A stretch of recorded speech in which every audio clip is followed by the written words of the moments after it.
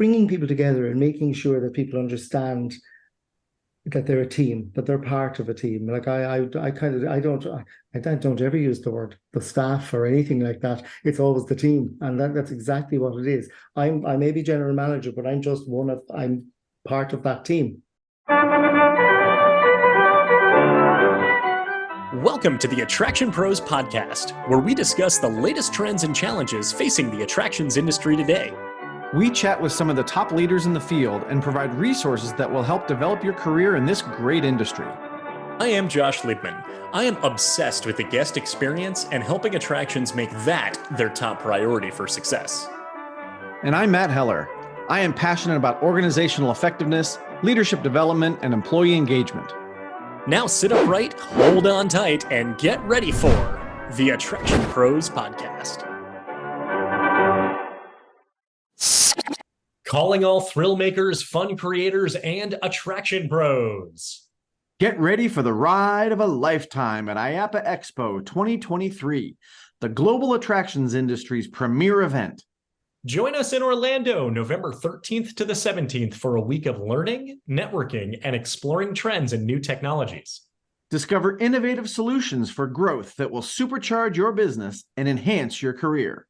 Register by November 10th at IAAPA.org/IAAPA Expo. That's IAAPA.org/IAAPA EXPO to save up to 30% and get an additional $10 off with the code APROS. That's APROS. We'll be there, and we hope to see you too. Hey, Josh, how are you? Hey, Matt, I'm doing great. How are you? I am fantastic. Good. Glad to hear that. For a change. For a change, yeah. So I got a question for you. Okay.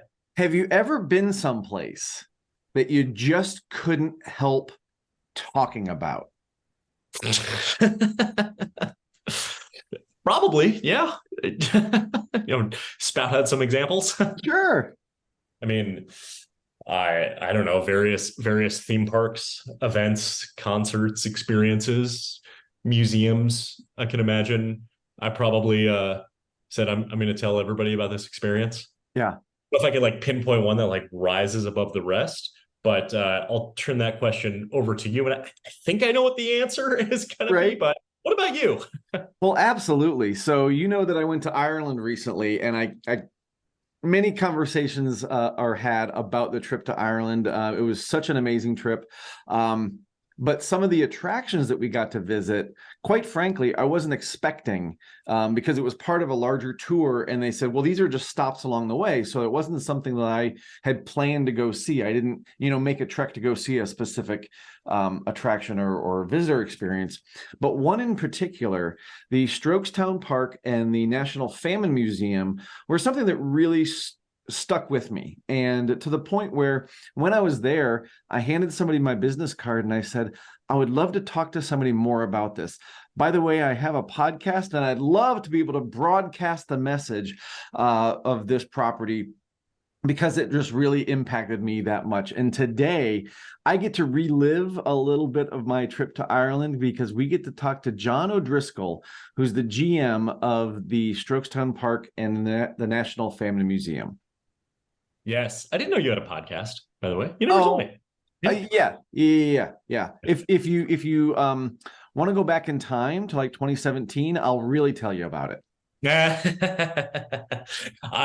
So yes, you're right. The conversation that we get to have today, I did not visit the museum because I was not on that trip, but I feel like I have now visited the museum because not only does John walk us through the full visitor experience in great detail, I feel like I learned a lot of history as well about Irish history, about the national famine, which is something I don't know about you, but I didn't learn about in school growing up in the US. I think a lot of people probably aren't particularly familiar of it. And it was an extremely significant event in UK history and particularly in Irish history. So it was amazing to hear John talk not only about the museum and not only about the history and the park and the gardens and everything, but also his career background. His background is in horticulture. So we get to talk about how he came to the museum as the head gardener and then was able to move into the general manager position. And so we get to hear about his philosophies of growing a team. There's maybe some horticulture puns built into it. Thankfully, they weren't too obvious, but you'll feel them, throughout the, just a little bit here, as well as just the entire experience and the way that he leads the organization. Well, I'm glad to hear hear you say that you've learned some things and you enjoyed the conversation, because it really did bring me back to experiencing the Irish heritage and history that I got to do when I was there. Now, you said you felt like you've been through the museum, but that doesn't mean that people shouldn't go to the museum. There's so much. Now I want to go even more. Yeah, there you go. There's so much more to see and do, not only on the property, but one of the things that I really appreciated about the conversation was how, and in the museum they do this, and throughout the tour experience of the house, is that it's telling very personal stories about how individuals went through this time in Irish history, and how different classes of people were living at that time, and kind of what they went through, and that's what I think really probably drives home those stories, is understanding how it affected individual people, not just saying, oh, the potatoes went bad in Ireland. Yeah. And the way that he talks about, and that obviously you can say because you experienced it as a guest, is that you're introduced to the characters at the beginning, and then you see them throughout as well. And I think that really helps to I use the word kind of amplify the content, because you resonate more with it, because you're almost building a connection with these people that you're introduced to at the beginning, and now seeing what they experienced personally, it I think brings more significance to the way that you are taking away the content from the museum. Absolutely. The other thing that John talks quite a bit about is the fact that they want this experience to be around for a long time, right? So there's a lot of preservation that goes into these facilities, because they want it to be ready for future generations to continue to hear these stories. And, you asked a great question about, what do we want people to walk away with, or what do they want people to walk away with after this experience? And, some of the things he talked about were the fact that some of these things, whether it may not be potato related, but suffering is still happening. And if we can learn something from this experience that helps us make things better in the future, then, that's a great kind of takeaway message. And it's, an important thing for all history museums. We talked to Jeffrey Nichols from the National Civil War Museum not too long ago. And very similarly, obviously the Civil War, the Civil War and the famine happened relatively close to each other in terms of history, but being able to take those and say, okay, well, what are the parallels of what we're experiencing today? And now bring it into the realm of where we focus on is the attractions industry, is delivering it through a visitor experience that then spurs action once you leave, and you have the opportunity to reflect on it and be able to draw those parallels. Absolutely. So is it time to get to this wonderful conversation with John? Let's do it. Hello, John. Welcome to the Attraction Pros podcast. How are you doing today? Hi, Matt. I'm doing really well, and thank you very much for having me on. I'm delighted to be here. Absolutely. We are delighted to have you and to jump into this conversation. So first of all, can you give us a little bit about your background?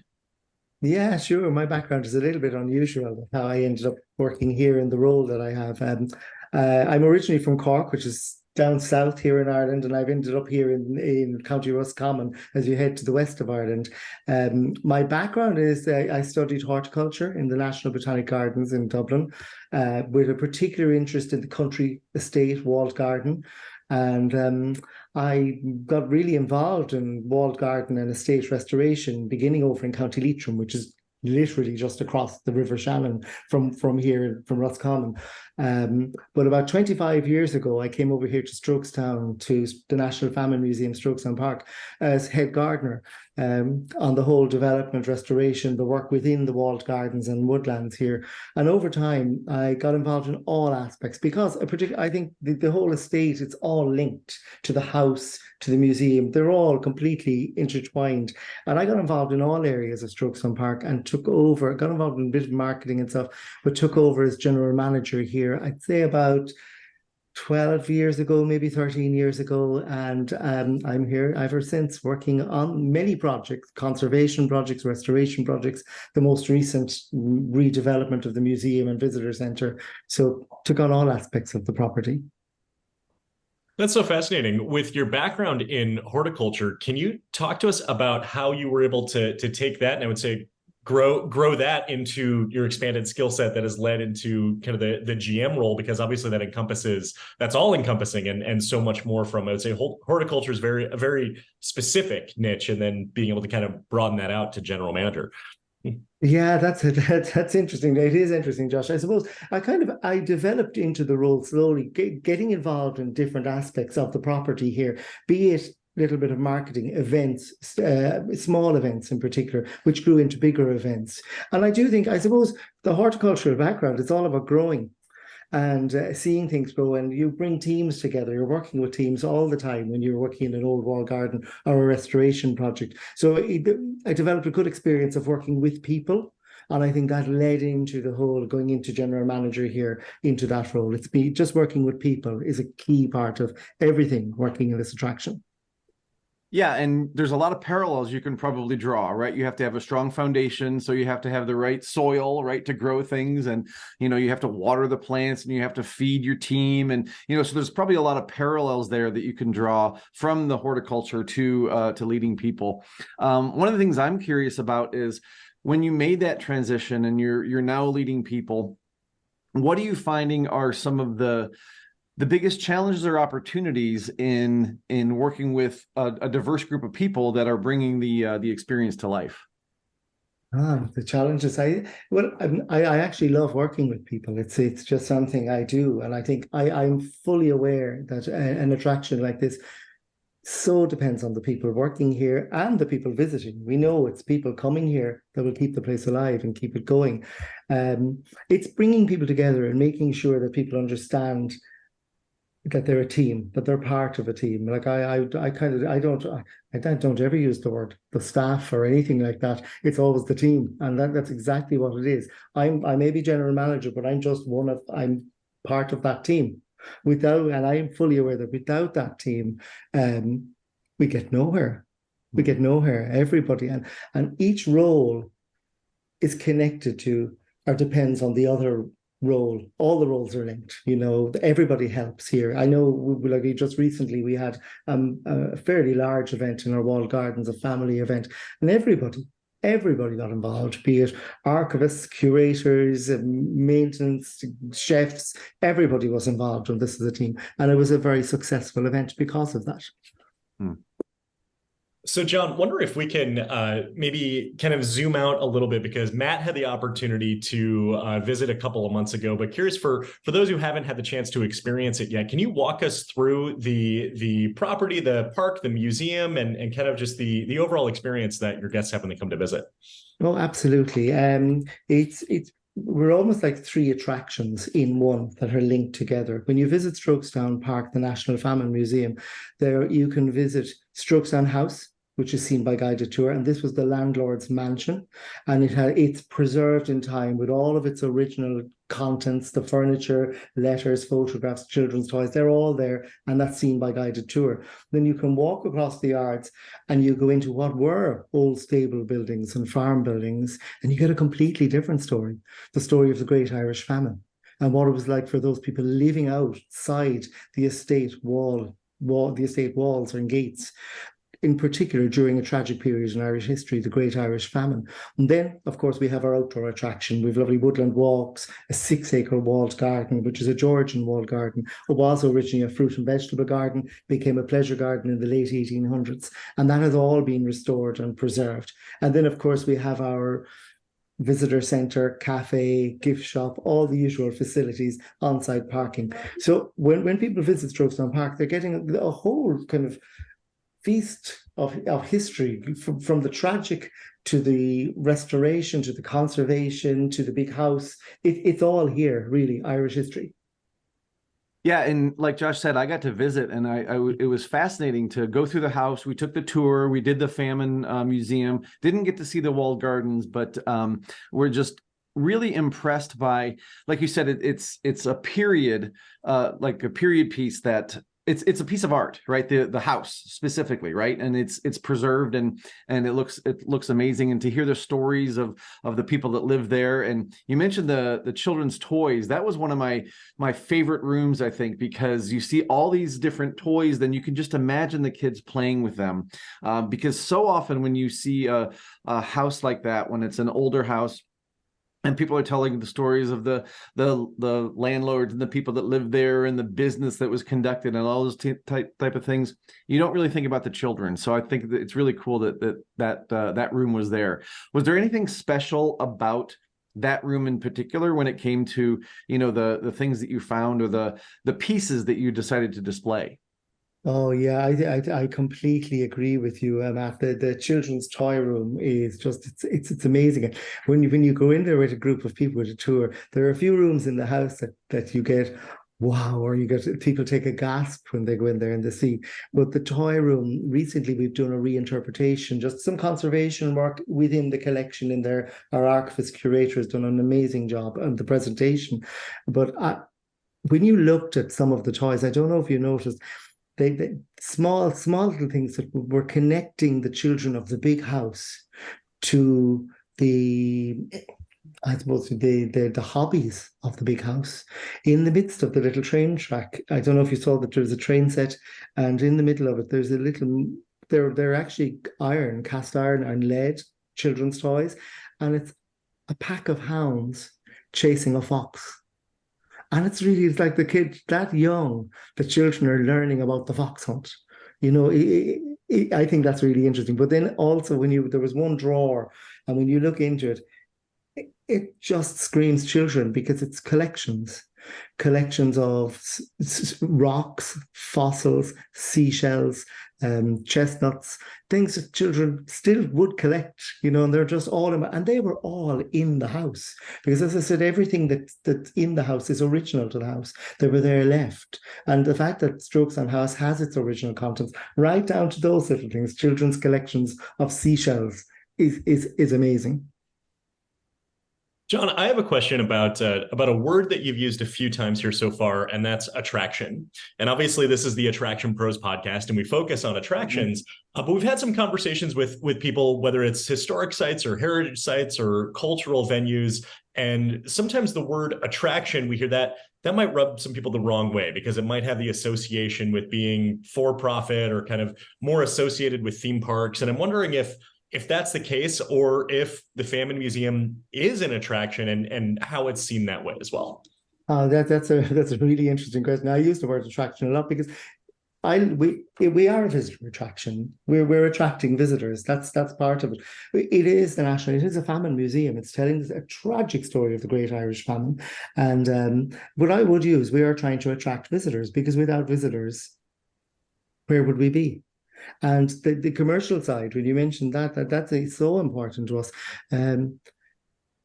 Strokestown Park and the National Famine Museum is all managed and run by the Irish Heritage Trust, which is a not-for-profit heritage charity.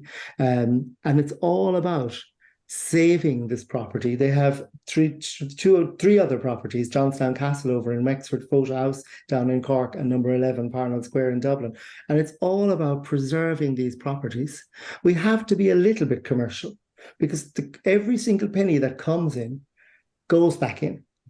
So it's incredibly important that we bring in those pennies, that they can go back into saving and preserving property, because the whole goal here is making sure these properties are there for generations to come.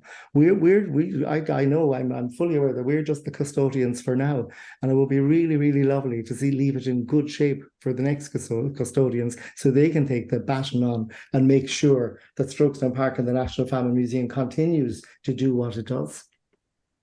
Well, and John, speaking of the future generations, I think you guys just went through or are going through a redevelopment. And so can you talk a little bit about how that is progressing, and maybe the difference of, you're trying to preserve something, but also move forward at the same time?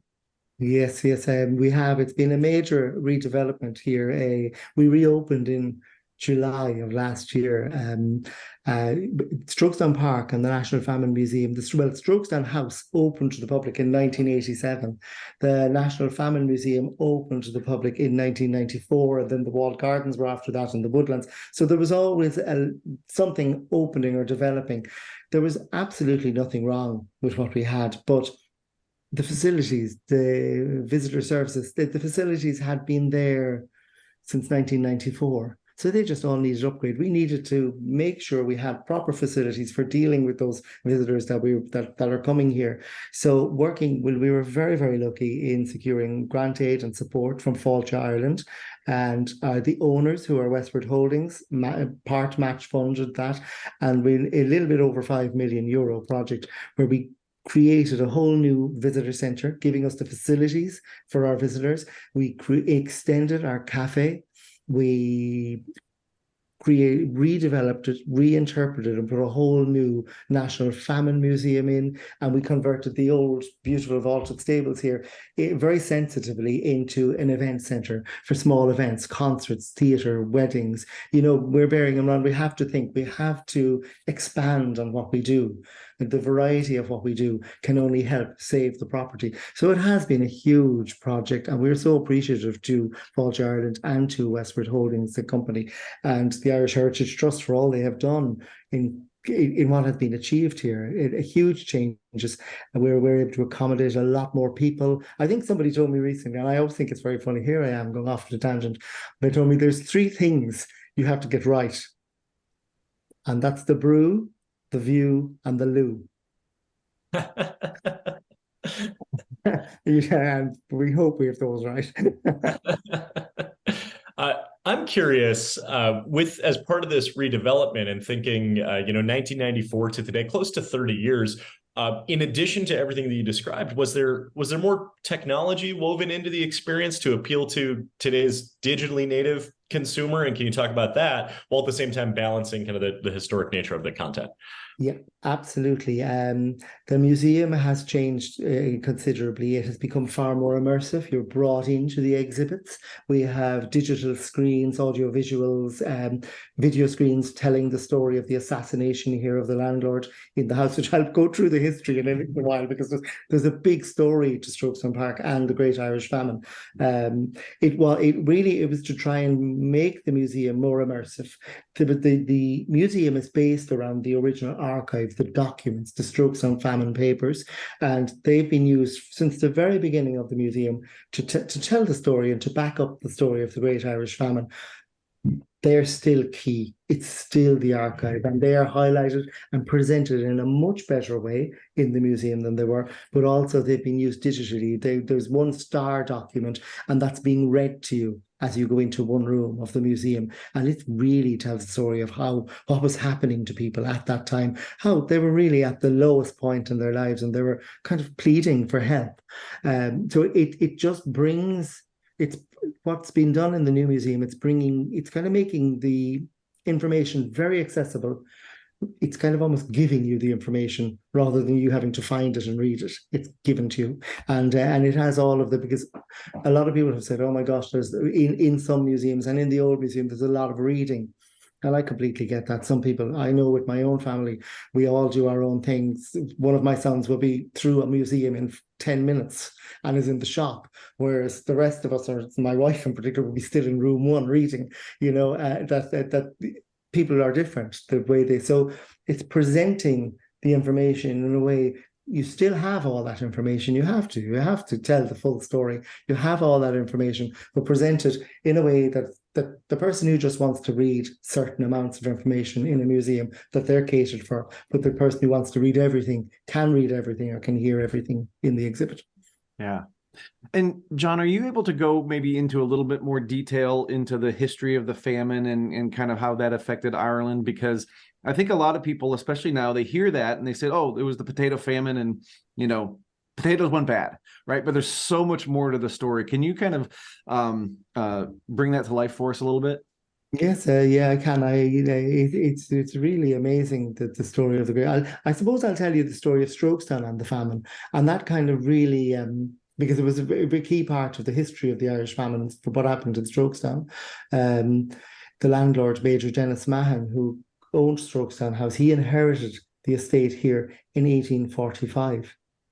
He inherited a debt-ridden estate beginning of the Great Irish Famine. I think it was about £30,000 in debt, which would be about 5 million in today's money in debt. The beginning of the Great Irish Famine, many rent strikes. What was he going to do? Well, the first thing that happened for Dennis was wonderful. His daughter, Grace Catherine, married into the Sanford Pakenhams, who were related to the Duke of Wellington, Lord Longford. The estate, the lands went up to 30,000 acres, and the name also changed to Pakenham Mahon at this point. Wonderful. But the next thing that happened was not so good. And the archive tells that story here. On the advice of an agent, Dennis Mahan began an eviction and an immigration scheme here in Strokestown. At one point in May of 1847, he gathered 1,490 of his tenants, men, women, and children, about 295 families, and he gathered them here in Strokestown, and he walked them from Strokestown to Dublin along the Royal Canal, which is about 165 kilometres. From Dublin, they were put on ships to Liverpool, and from Liverpool to Quebec. By the time they arrived at the quarantine station on the island of Gros Isle, just outside of Quebec, more than a third of them had died on the journey. And shortly after this, in November of that year, Major Dennis Mahan was assassinated just outside of his estate, near from just the outskirts of his estate. He was coming back from Roscommon town. He was the first landlord assassinated in Ireland during the Great Irish Famine. His daughter was on her honeymoon on the Isle of Wight when this happened. She never set foot in Strokestown again. No member of the family lived in the house. They came and went, but they weren't living here from 1847 up to 1890 when the next member of the family moved back here. But it kind of points out how violent times were getting and how kind of almost on the whims of the landlord, the tenants or the people were living, like a decision to just evict and clear people. There was a famine starting, and just because they hadn't paid rent, they were being cleared. They were put off the land. When you go into the third room of the museum, you see the classes of housing, and there are 4 classes of housing. You may remember seeing them at there's a model of Strokestown House, which is the landlord's house.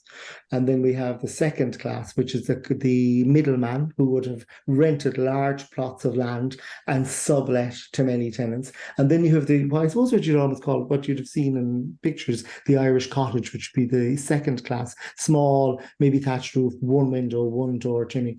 But then you go down to the 4th class of housing. And basically it was a mud hovel, a mud hut built out of sods and stones and branch roof, 1 room, no windows, no chimney. And there was a huge proportion. I think it was nearly 90, prior to the famine. One of our figures is prior to the Great Irish Famine in County Roscommon, nearly 90% of the people were living in either 4th or 3rd class houses. And that's like when you think the 90% of the people. And when we look into it a little bit closer, it's believed that a lot more people were living in the 4th class, that mud hovel.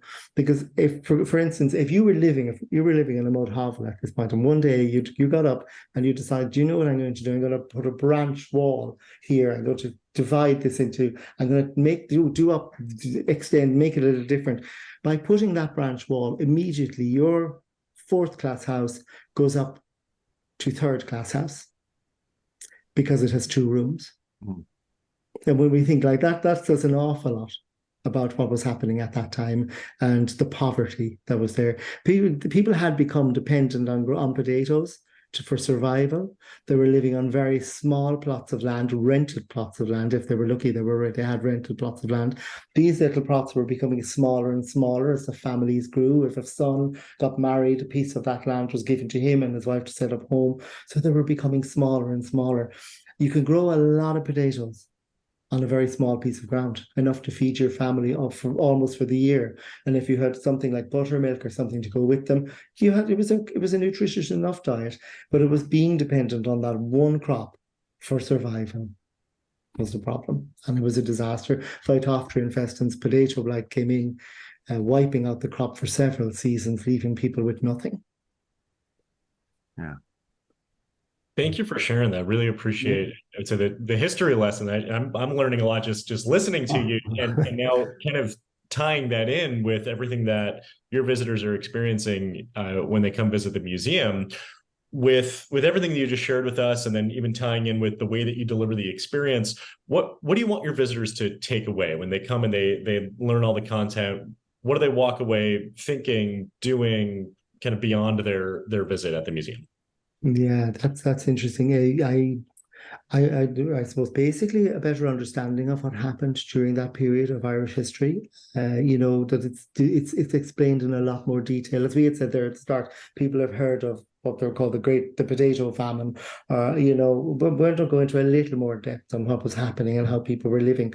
But we would also like people, and we're trying to incorporate. We do incorporate temporary exhibitions on what's happening in the world today, be it conflict, be it climate change, how people are affected, and food security and food scarcity. And we want to grow that, because I think it's very important that leaving the Famine Museum, when you're thinking about what happened in the mid-1800s in Ireland, maybe start drawing comparisons with what's happening in the world today, because there are people still going through awful times with food insecurity and in mass immigration. And, bear in mind, when anyone makes any decision about immigration or immigrants, especially if you're Irish, think about your own story and your own history. And I would love if people take that or think about that. And that's a big part of, I know we've mentioned we have our outdoor facilities, the gardens and the woodlands in particular. I see a lot of people, when they've done the museum and read the museum, they go out and they go to the woods and maybe have a chat or a think. And I'm hoping they're having the conversations that's needed. We have a comment wall too. And I do see a lot of people putting things up going, it's still going on, or it's still happening, or, which I think is a great thing. If the museum makes people think about, use history to maybe consider what's happening today. Well, I know, excuse me, from my perspective, that was one of my takeaways from visiting the Famine Museum. But of course, also as someone who works in the attractions industry, I was taking note of how the story was being told. And I'm wondering if we can maybe dive into a couple of the things that I remember specifically about the museum, and maybe how this part of the story came to life. So if I remember correctly, when you first walk in, there are these beams that are coming down from the ceiling with pictures of people on the underside of that beam. So as you look up, you see the faces of those folks. Can you kind of describe that as the entry point to the museum? Yes, I can. That's when you go into the room one. As I said earlier, the Famine Museum is situated in what were the old stable buildings or farm buildings of the big house, Strokestown House. And if you actually looked out the window from that room, you see the house. The museum, the Famine Museum, is sitting in the shadow of the landlord's house. And that kind of says something in itself, I think, to me. Maybe I overthink these, but it does. But all of those, when you go in, you are actually walking into an old, beautiful Georgian stables. The walls are there. You probably noticed the cast iron, the wrought iron gates. There's pull out to divide the loose boxes. There are a few saddles and things in there. And so you're in where the good hunting horses were kept, and you're going into the start of the museum. And when you look up, those people looking down on those plinths that are coming down, there are faces looking at.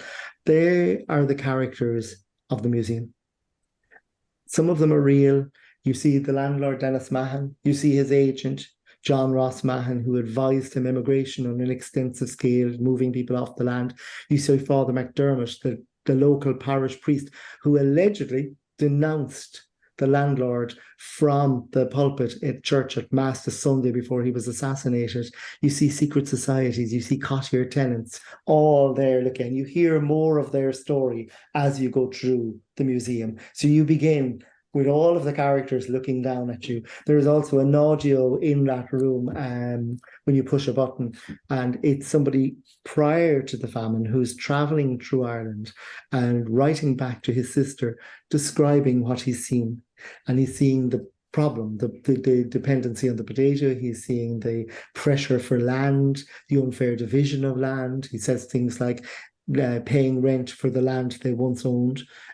All of this is coming back. So when you listen to that and you have these people looking down, it kind of sets the scene before you move on through the museum. And I think the next part, when you go through, there's a little transitional zone with horse noises of horses and pictures of people getting out of carriages.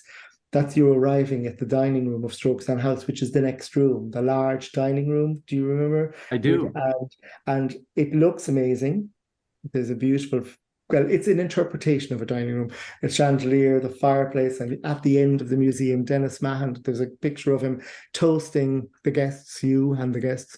But also when you look, did you notice walking, pacing behind him, the shadow? I don't think I noticed that. There's a shadow pacing. When you stand there and you look, he's walking backwards and forwards, reading something. And it's highlighting, okay, God, there's beauty, there's chandeliers, there's wine, there's toasting.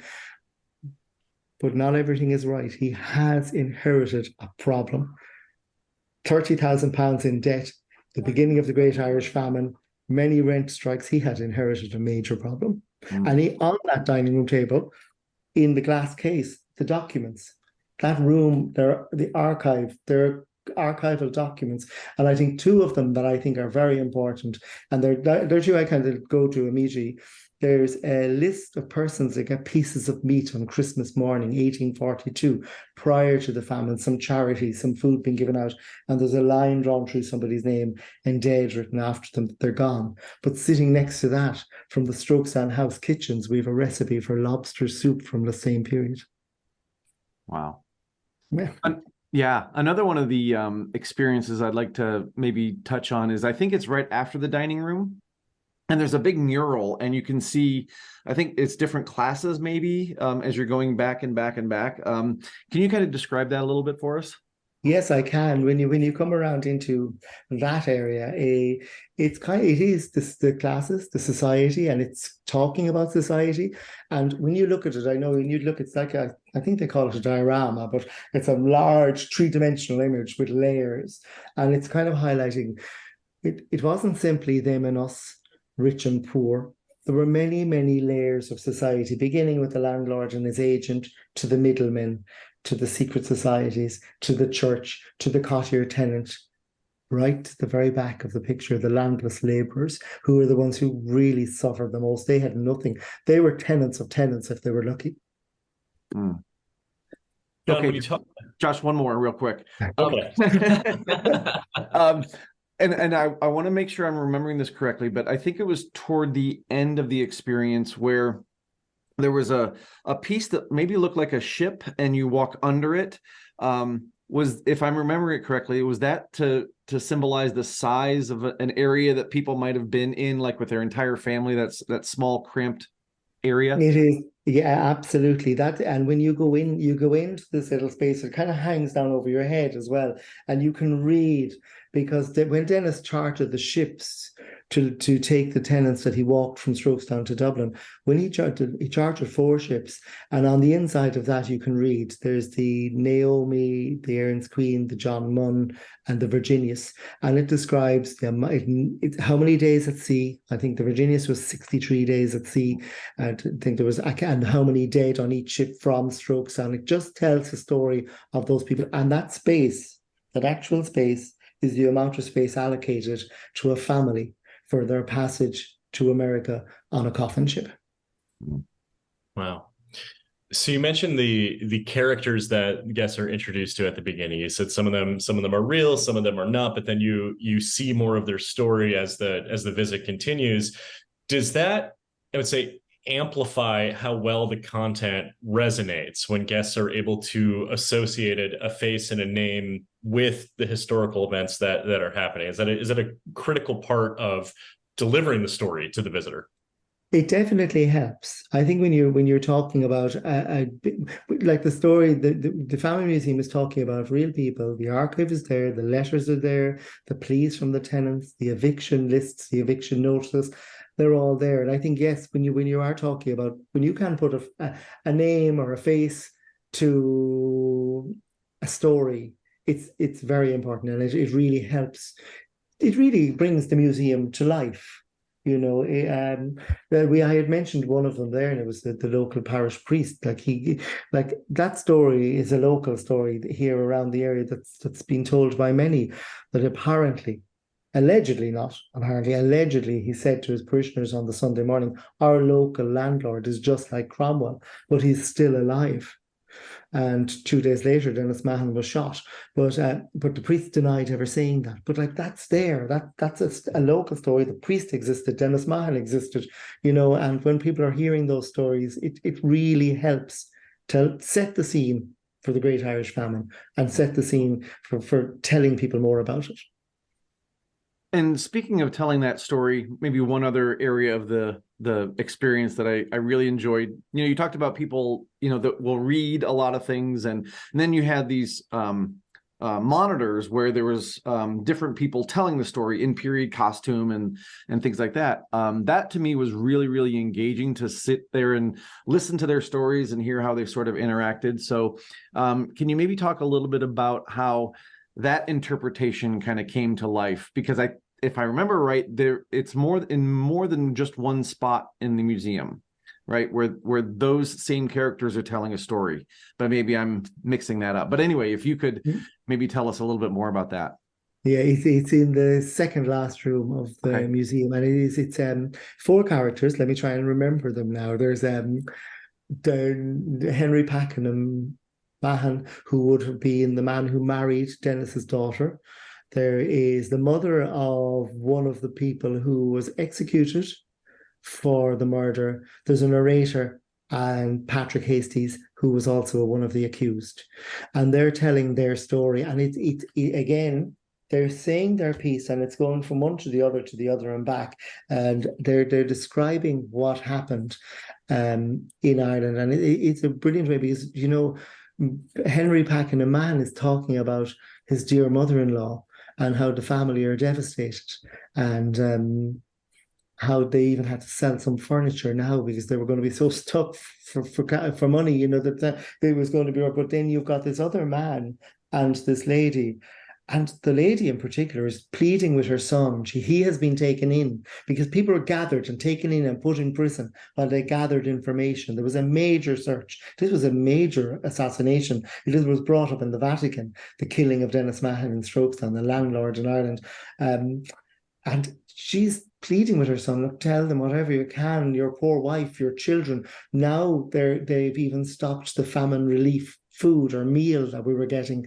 What are we going to do? We're going to starve. And then the other man is saying, they have no proof. I have nothing to do with Dennis Mahon. I just lived in the same area. I always paid my rent. I had nothing to do with it, you know. So it really sets it. And then on the wall, did you notice on the panel on the wall? I think I call it CSI Strokestown, because we have the images, because sitting in that room in front of those screens, the gun that was used to shoot Dennis Mahon sits in the room in a glass case in front of these monitors or panels that are telling the story. So you have the all the strings that are connecting the gun to the house, to the assassinated, to the accused. And there's one man at the start, Andrew Connor, and it's believed that Andrew Connor was the man who did it. Whereas there were 3 other people hanged in Roscommon, Andrew Connor got away. He got off. The police followed him as far as Canada, and he disappeared down into North America and was never seen of again. And that's all in that room. God, I'm telling you everything now. But people have to come and see it still. Absolutely. I feel like we're getting the virtual tour of right now. John, you mentioned earlier briefly, you talked about the Irish Heritage Trust, and I'd love to come back to that if you can share a little bit more about the trust and its role in operating the property. It's very. I'll tell you a little bit about how Strokestown Park came about and how it was saved by one man in particular, and then the trust becoming involved. Strokestown House, a local businessman called Jim Callery. He had a garage. This is how twists and turns of business in the modern world can lead to some great preservation and conservation too. Jim, a local businessman, he had a garage premises here just outside of the estate wall. In 1979, he secured the dealership for Scania trucks. It's a Swedish truck. It's one of the best-selling trucks in Europe today. He got the dealership for all of Ireland for Scania trucks. He didn't have enough room around his garage, so he came up to Olive Packin and Mahan, the last member of the family living here in the house, asking her would she sell a couple of acres of land at the back of his garage. He needed to expand. Scania was coming to Strokestown. It was going to be great for the area for jobs. And Olive said no. It had gone from 30,000 acres in its heyday and was now down to 300 acres, and she did not want to see it get any smaller. Shortly after this, Jim was notified that the family were putting the whole lot, house and lands, up for auction in London. He flew to London, secured a loan, I think, and bought the lot, house and 300 acres of land. Being a businessman, Jim says, still says it today, he had no plans for this place. He was going to sell off the land to recoup his costs, take the land he needed to extend his garage and concentrate on this new Scania truck deal. But he made an arrangement that Olive could live on in the house. One weekend, she was going to London and he said, do you mind if I go in and have a look through the place? And she said, well, you own it.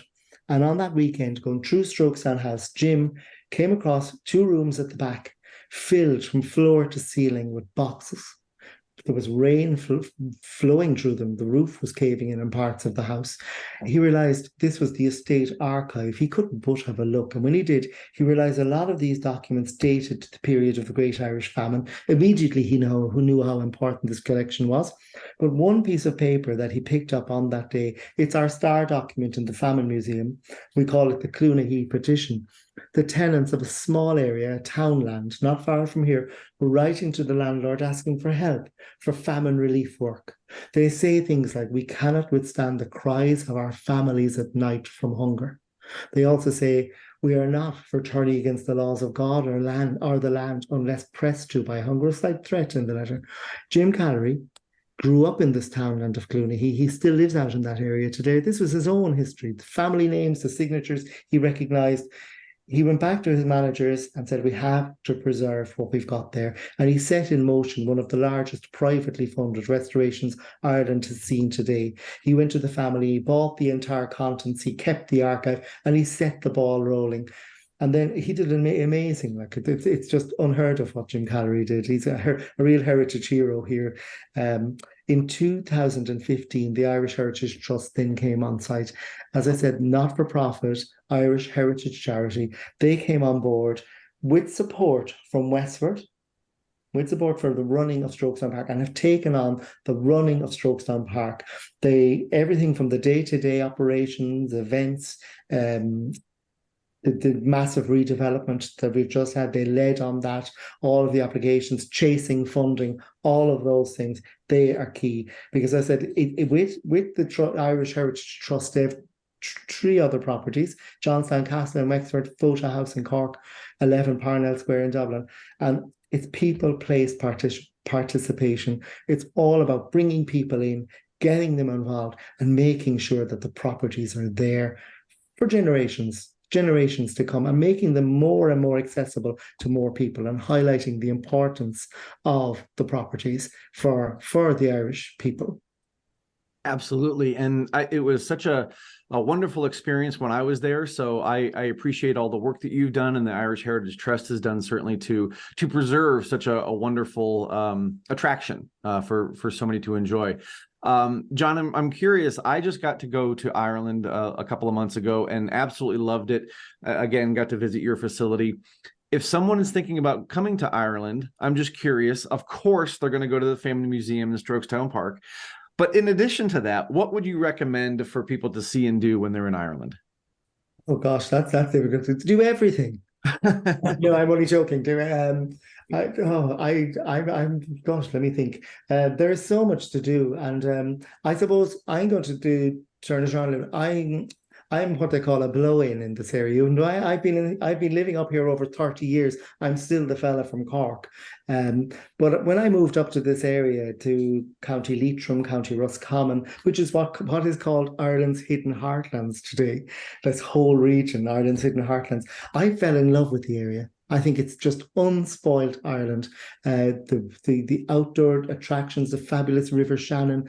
There's just so much to see in this area, and it's really moves slowly and it's peaceful. But two places in Ireland's hidden heartlands, apart from Strokestown Park and the Famine Museum, that I really, really recommend. And it's Rathcrohan Visitor Centre, which is only 15 minutes over the road from here. I go there as often as I can, and it is it was the ancient capital of Connacht, the High Kings of Connacht. There's a wonderful visitor centre telling the story. There are over 250, I think, archaeological sites. You can get out and visit the sites. And there's one. I won't go down this. I won't. It's a cave, but I just think I'm no way. But loads of people go down and they come back and tell me. I bring people and I say, go down, tell me. It's only in the Gat, the cave of the cats, and it's supposed to be the doorway into another world, into the other world. You crawl for a certain amount of space down through these rocks, and then you can stand up. They tell me you can stand up inside, but I think Rathcrohan Visitor Centre, and then the other thing, and it tells such an amazing story, the Arigna mining experience, in particular now at the moment when you visit Arigna mines, it's the coal mining. It's not a coal mine anymore; it's a visitor attraction.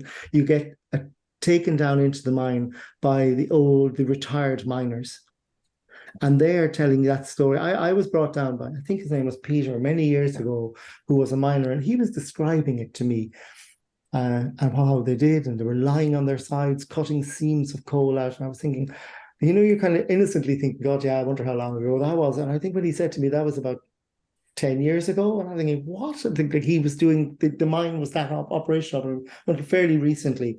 And that story of coal mining and the work, it kind of would make you respect coal in a big way. So they're just two very, very different attractions, and they're all in this area, in Ireland's hidden heartlands, and they're two that I'd add into any agenda coming to Ireland. Excellent. Thank you so much, John. This has been such a fascinating conversation. We really appreciate your time today. As we start to wind this down here, if people want to learn more about the National Famine Museum and Strokestown Park, or if they want to get a hold of you directly, where would you send them? Oh, yeah. If you want to, there's several ways, I suppose, really. If you visit strokestownpark.ie, our website, you can email info@Strokestown. We're on Facebook, we're on Twitter, we're on Instagram, we're on all those sites. And then there's also the nationalfamineWay.ie website. The National Famine Way is a new development as well that's happened over the last couple of years. It's a national cycling, walking trail from Strokestown to Dublin, walking or cycling in the footsteps of the Strokestown tenants, following exactly the route they take. And if anyone wants to find out more about that, because that ends here or starts here, you can come either direction. There's the National Famine Way site, nationalfamineWay.ie site, where people can become registered walkers. They get emailed a walker's passport, which they get stamped the whole way along the route. And it is incredibly it's a kind of an emotional walk. I've done parts of it. I've driven the whole thing as a support driver with people, but I've walked parts of it. It's marked with little bronze shoes and the stories of each area and the famine. And you're kind of seeing what those people from Strokestown could possibly have seen as they were heading for those ships that would eventually take them to Quebec. Both strokestownpark.ie or nationalfamineWay.ie. That is fascinating, John. I think next time I come to Ireland, I'm going to have to do that trail. So thank you very much for your time today. This was not only fascinating from an attraction standpoint, but I got to kind of relive my trip to Ireland. So I really appreciate that, John. So thank you so much for your time. And for everybody who's out there watching and listening, just remember, we are all Attraction Pros. Thanks for listening to the Attraction Pros podcast. Make sure to subscribe so you can tune in when new episodes release, and even better, please leave us a review on iTunes. For more information, visit attractionpros.com.